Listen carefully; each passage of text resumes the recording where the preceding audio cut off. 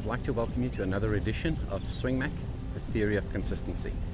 In this particular segment, we'll be addressing the stance. And the stance has two parts, two segments to it, namely the stance width, as well as how do I position the weight between my toes and my heels.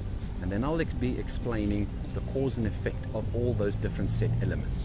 So to start off with, I'm going to be starting off with the stance width.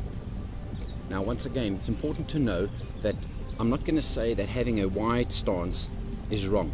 I'm also not going to tell you that having a narrow stance is wrong. There are pros and cons within each set element.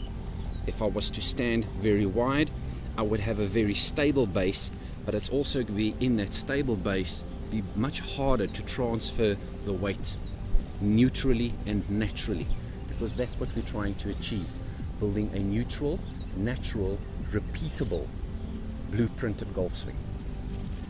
So you just need to be aware that if I've got a narrow stance, it's easier to transfer weight, but it's also a lot easier to lose balance if certain elements within my swing is off a line or off key. So to recap, stance width, my feel, my opinion on it is if I take the inside of my instep and I draw a line straight up, it comes onto the inside of my armpit.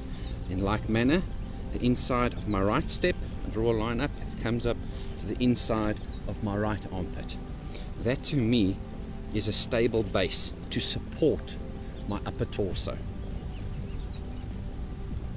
From that point there, I'm more comfortable, I'm more neutral, and I know it's easy to maintain balance, but in the same time, it's also easy to transfer the weight neutrally and naturally within the golf swing.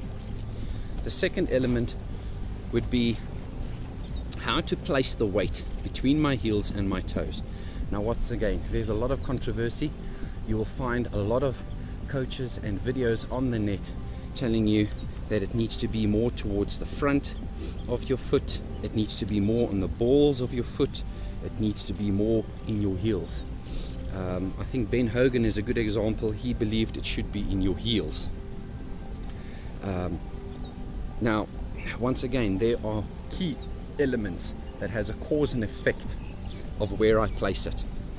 If I was to have it more on towards my toe, if you can think of a scale, the more I'm tipping towards my toe, the more the scale is leaning towards the front side. The more I'm in my heels, the more the scale is tipping towards the back. If I can keep it right in the middle of my feet,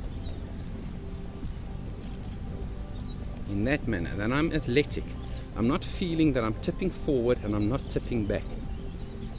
If I can have it neutral between the toes and the heels, not favoring any side, that's more neutral and natural. I'm also going to explain that if you have it a lot on your toes, I've had individuals that was outside of the specific mold, but they are very, very few.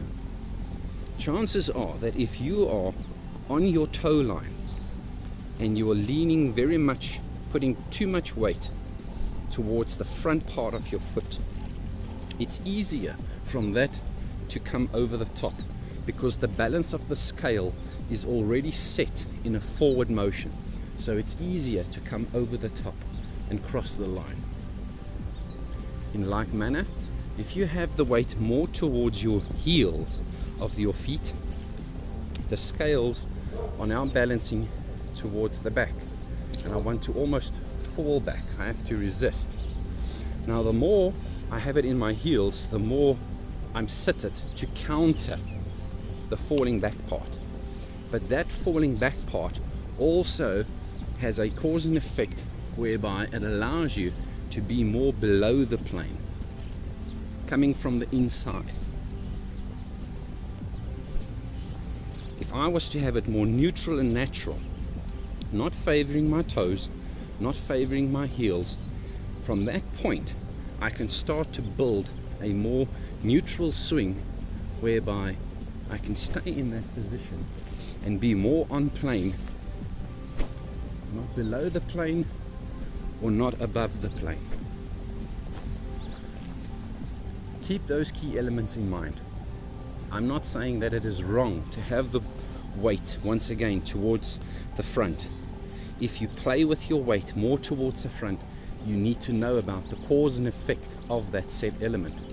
If you play with the weight more towards your heels, leaning more back, being in a more seated position, you'll be more below the plane, coming from the inside.